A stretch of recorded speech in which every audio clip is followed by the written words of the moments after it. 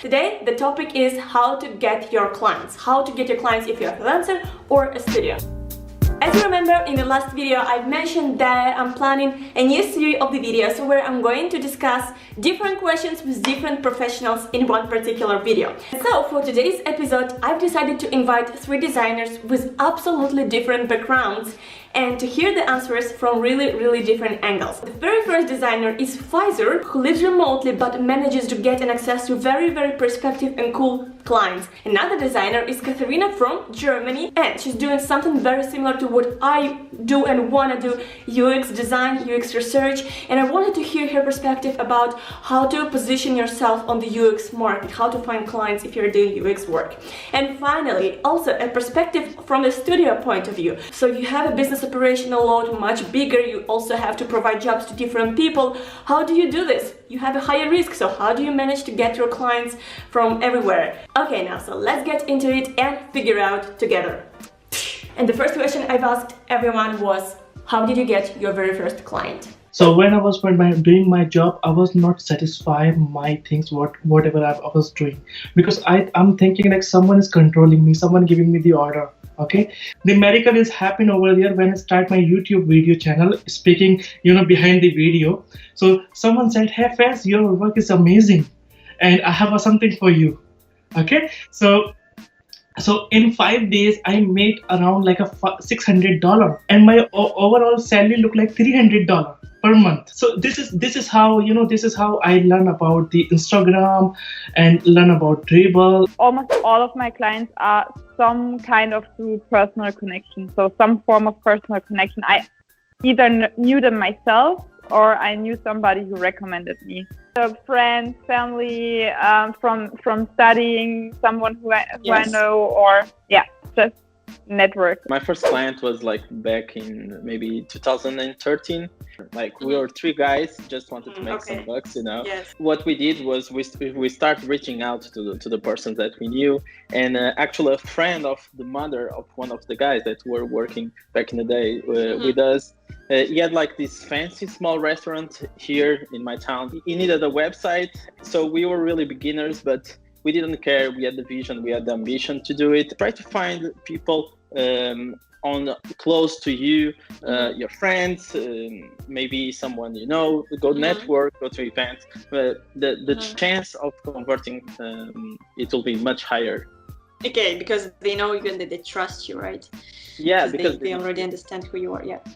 Since you are in design for the last 5, 6, 10 years, how do you attract your clients right now? What are your most profitable channels? So in 2018, for me, the biggest channel, platform was the Instagram, and it is, because I'm posting my work every day, posting something, so people know me. I'm making my brand. I'm just over there. But right now, what I observed, my biggest client come from the Dribble. And in Instagram, you will find local clients, small startup. Okay, Dribble is a design community, so you will get on Behance, on Dribble, big clients where you can get a $10,000, $20,000, even $50,000 project. Yeah, so mostly in this year I'm focusing on Instagram and Dribble, nothing else. So still it's through personal connections. So I know someone, or someone who knows me knows someone and recommends me. But the channels I use actively to do marketing for me are mainly Instagram and podcasts. Yes. But I don't think that those are the channels where I get most new clients from. But they are still really important, because the thing about the personal connection is it's all about trust for us. What also happens is that clients I'm already working with realize that I can do way more for them because they are listening to my podcast or something like that. Yeah, and also to just connect to people who then would recommend me to other people, because I think the target audience, so my customer, won't probably be following me on Instagram directly or listening to my podcast. Yes. But people who get to know me through that channel will recommend me. The first channel is word of mouth, and then reaching out to people as direct email, and our clients, our past clients, are always the best lead magnets that we can have. And right now we are trying to new strategies, because you get to a point where you also need other leads to come to the funnel, and that's why we are doing social media. You mentioned already that you are doing like your approach in some clients, right? If you're looking for expanding your client portfolio, you do like send them cold emails. A really small percentage, because that's only if it is a client that you really want to work. Okay, yes. So perspectives. Yeah, it's your ambition to work for them. Do you approach Instagram or like other social media more as a like, here is our trust credit, here is why you should trust us, or also as a platform where you can attract new leads? In the beginning, when we had like this decision to go all in on the social media, the education part, it's always the main thing. Yeah. Of course, at some point you want to get some leads, but we never had this expectation. And actually, you shouldn't have this expectation. Otherwise, you'll be more not a giver but a taker. At least in our case, usually our client, it's not working or isn't on Instagram. Yeah. So basically, even though you had leads, it's never worked out as like, let's do a project together at the end, right? No. For UX, there is not yet a specific way that clients take, because it's still something many companies don't know about, and it's not so tangible as well, and not everyone calls that UX. Yes. So they won't be looking for UX designer Stuttgart, for example. So how it works probably is, they have a problem. For example, they want product market fit or whatever. They know that something is not right. So what are they doing? They are thinking about who could help me with that. Who do I already know that could help me with that?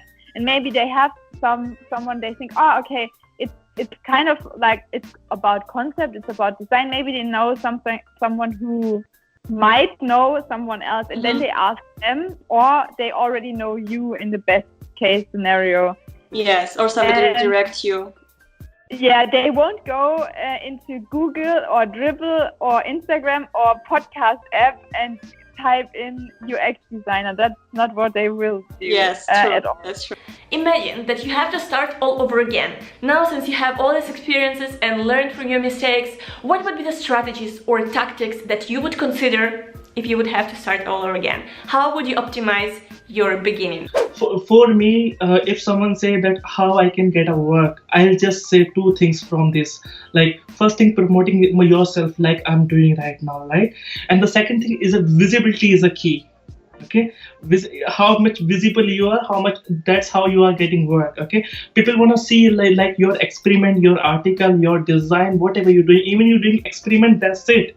Most people say to me like, we know design, but we don't have a portfolio. There is a lots of challenges going on, like UI design challenge going on. You can start posting everyday work on the Instagram. This is how you are doing self-awareness.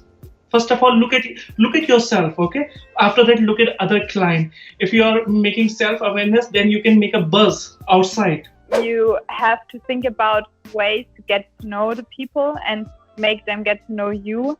If I would really strategize about my marketing or product offering again, I would first start by asking myself some basic questions to really hone down on what actually is my product and who am I selling to. So ask yourself, what am I really good at? What is my unfair advantage? What do I really like to do? Where do I have experiences in that others don't have? What you are actually offering that also someone really needs, and therefore you have to really get to know your target audience. So what are their problems? What are their desires? How do they talk about their problems? So because maybe you are just using the wrong words to describe what you are offering, and then building up personal connection, because I think we are part of the product. So in the end, the person who will work with us, the reason why they will work with us is because they trust us. They think, okay, this person can get me where I need to go, and I will have fun on the way to that because I find her or him trustable, sympathetic. Trustable, It sounds like applied design thinking, also to approach finding the clients, like do it as your own project. By the way, do you also hold a green pen? Also green one. You just go and ask people, like nobody knows you, just go to your close circle and first your family, then your friends, then the friends of your friends, then you go to the unknown world. It can be social media, it can be companies that they don't even heard for you, because it's like you said before, people, if they know you, they are much willing to work with you. By the way, our discussion was so interesting with the guys that I've actually asked a couple of alternative and extra questions for you. And with Katharina, we've actually discussed the service strategies. Check it out. At the moment, I'm just doing like almost everything, and I know that I'm pretty good at all those things. But it's difficult to sell to people that you are doing user research and concept and strategy and also design, and most people can't really believe that you are actually good at all of those things. So is that the right strategy, or should I focus on something, or should I focus on a target, or for example like the IoT market or smart home market, because I have experience in that market? I have another problem that actually my clients expect me to do this, but they value more sometimes UI side of it, and I'm like, this is so discouraging to me, because I feel like I have other potential, I can do other things much better, and I constantly try to say them out loud, what I can tell you, and I'm trying to like bring up what's the value about it. But they still, at the end, even when we say like, okay, yeah, we value, we understand, it's important, la la la, we agreed on this, and it feels like we're on the same page. And the end, when it comes to the practice, they still focus much more on the visual side of it, and they want you to be the whole package, like not just do the user research, but also do beautiful icons. And I'm like, at this point, I'm feeling like I'm wasting my time. I can do this, but that's not something I'm excited about, and that's something I would like to do, and do it on a perfect level. So like it's a bit difficult. Interesting. I had that problem years back. For me, it got a little bit better, and I think one thing might be maybe you're not expensive enough. So I think they won't be so open to use you also for UI design work if you are I just feel it. And I think that's a very, very good tips, like maybe charge your UI time so expensive that they wouldn't be interested. And it's also really important where your clients are coming from. For example, in my case, most of my clients right now come from Instagram, and those clients are not with a very big budgets. They have like limited budgets, and they want you to do everything for their limited budget. So that's a lot of time and work to just discuss it and like find the perfect balance, how we can work together. If they are not the right fit for you. Exactly. So that is also something I think this is also part of marketing. So it has to be a fit from both sides. And I've also asked Ricardo from Picus Studio, living in Portugal, how would he approach his very first client if he would, let's imagine, living in a remote part of the world, let's say in India or in Asia, where the market maybe is not so prosperous and the client budgets would be much smaller. Here's an answer. Oh, that's a really good question. What we did, we leveraged local to build a portfolio, like a decent one. So then we could go to the international market. So right now, I would say that maybe 80 to 90% of the work is for international clients, not even in Portugal.